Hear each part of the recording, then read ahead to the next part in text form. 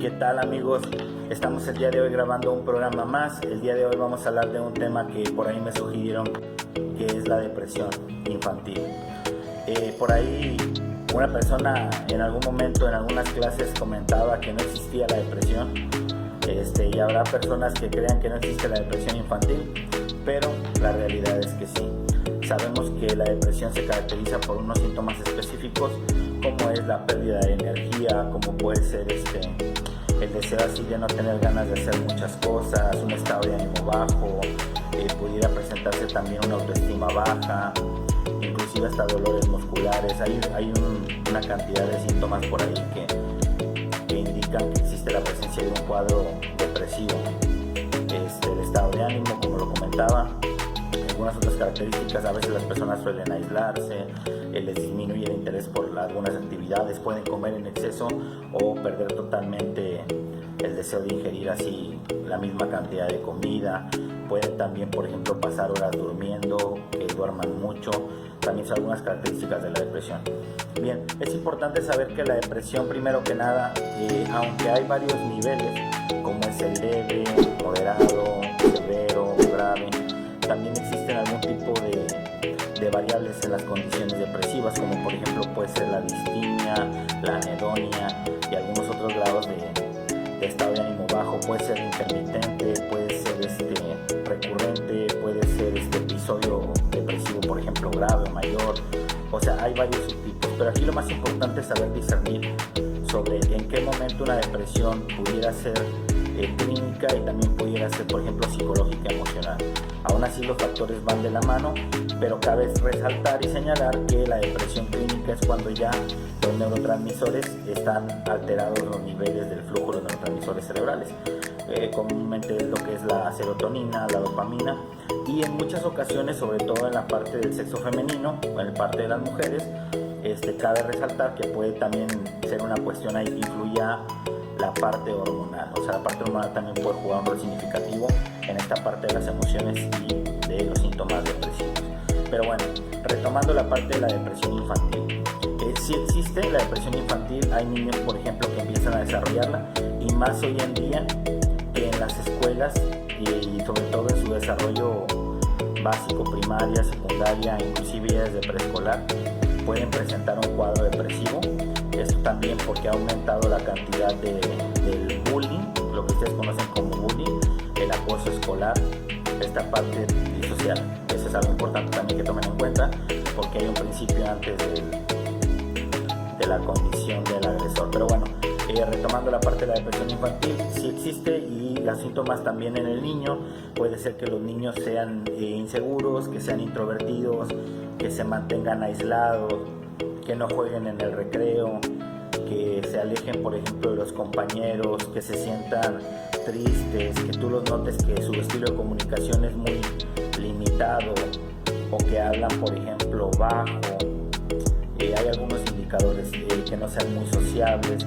En ocasiones también pueden mostrar irritabilidad, conflictos, problemáticas, y de la misma manera también pueden presentar así el deseo ya sea de comer en exceso o definitivamente de no tener el mismo apetito.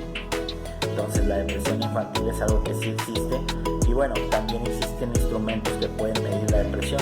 En el caso de los adultos, uno de los más utilizados y clásicos es el inventario de la depresión de Beck, desarrollado por Aaron de Beck.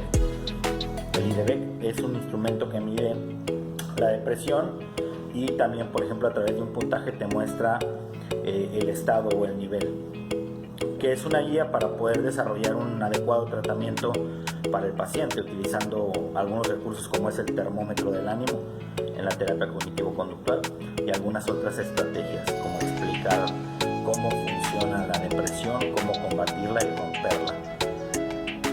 Pero cabe señalar que bueno, se requiere un tratamiento profesional, y por eso es importante acudir a terapia regularmente también para evaluarse.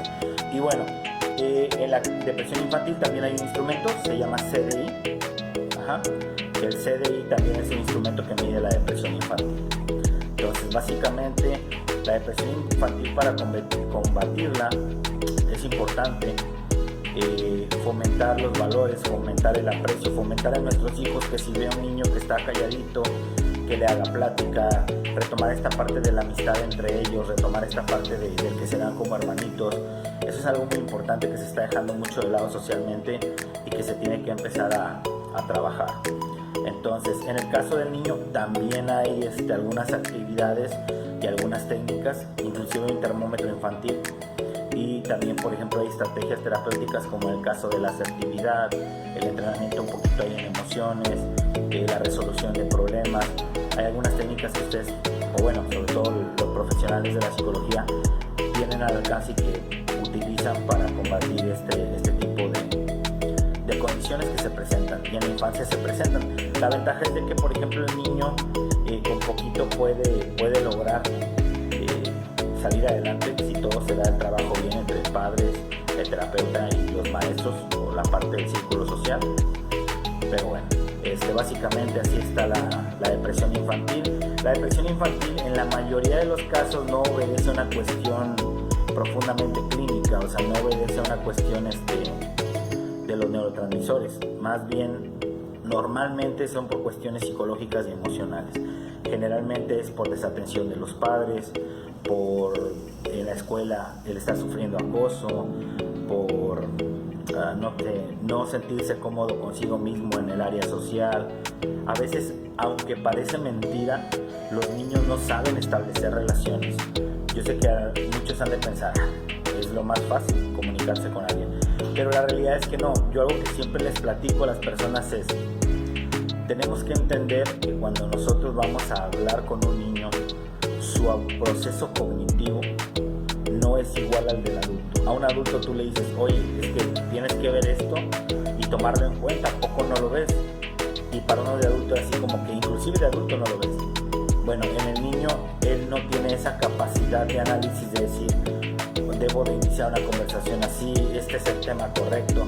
Si nosotros de adultos batallamos para poder comunicarnos, imagínate un niño que no tiene desarrollado el proceso.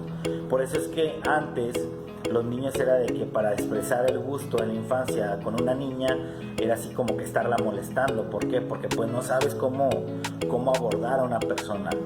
Eso es lo que pasa. Entonces, en el caso de la depresión infantil, si ocupan algo más de información, con gusto la puedo facilitar.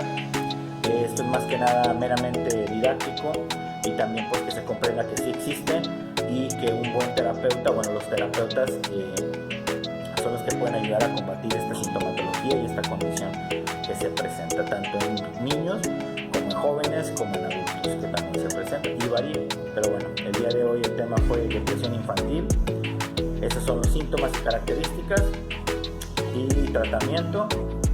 Y pues estamos en contacto, nos vemos en la próxima cápsula de psicología. Me despido, un abrazo y estamos en contacto.